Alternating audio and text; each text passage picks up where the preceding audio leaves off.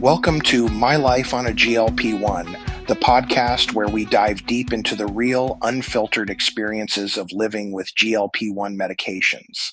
I'm your host, Scott Johnson.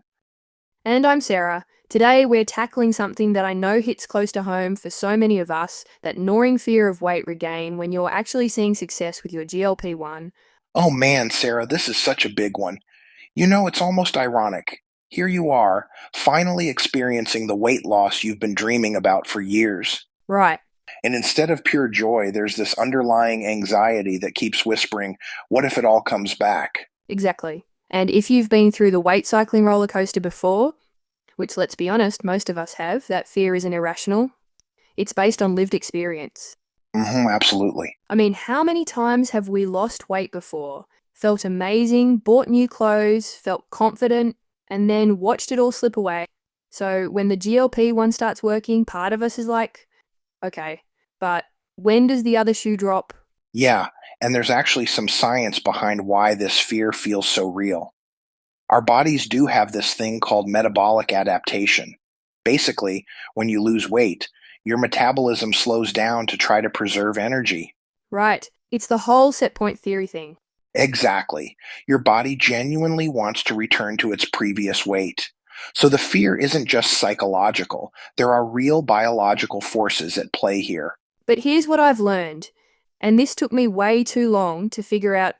Obsessing over the scale every day actually makes that fear worse. Like, I used to weigh myself constantly, and every little fluctuation would send me into a panic spiral, Oh, totally. That daily weigh in can be brutal. right? So now I focus more on process goals, like, did I take my medication consistently? Am I staying hydrated? Am I moving my body? These are things I can actually control, versus the number on the scale, which can fluctuate based on so many factors. That's so smart.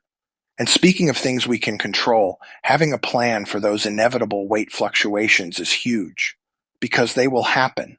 That's just how bodies work. I never thought about having a plan.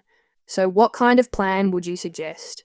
For example, your plan might specify if weight increases by 3 to 5 pounds, review food logs for the past week, ensure adequate protein and fiber intake, check sleep quality and stress levels, and increase water intake. If weight increases by 5 to 10 pounds, schedule an appointment with your healthcare provider, evaluate medication adherence, reassess portion sizes, add extra movement to daily routine, and reach out to your support system. That is really great advice. Being prepared for the inevitable rather than being paralyzed in depression and panic. So instead of spiraling when the scale goes up a couple pounds, I now have this mental toolkit. Maybe I look at what I ate the day before. Was it higher in sodium? Did I have a tough workout that might cause some water retention? Yes, and this is where non-scale victories become so important. Like, maybe the number went up, but my energy levels are still great, my clothes still fit the same way, I'm still sleeping better. Those are the real markers of success. And you know what's interesting about those non scale victories? They're often the things that actually predict long term success. Like when I focus on how I feel mentally. Am I less anxious about food? Do I feel more in control? That's usually a better indicator than any number on a scale. Exactly, and I have to say, having this community, whether it's online forums or just people in your life who get it, makes such a difference. Because when you're in that fear spiral, it helps to have someone remind you that weight fluctuations are normal.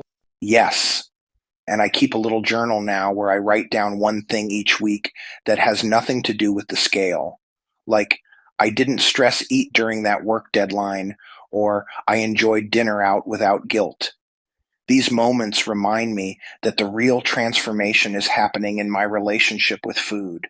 That is such a great way to continually remind yourself of all the good things, rather than spiral when you get tripped up. Absolutely. You know what I think the real shift is? Moving from fear based thinking to confidence based thinking. Instead of, what if I gain it all back? It becomes, I have tools now and I know how to use them. Oh, I love that reframe. The GLP1 isn't just helping with appetite, it's giving us space to build sustainable habits. And those habits are what create lasting change, not just the medication alone. That's such a good point. The medication is the tool, but we're still the ones building the foundation. Exactly.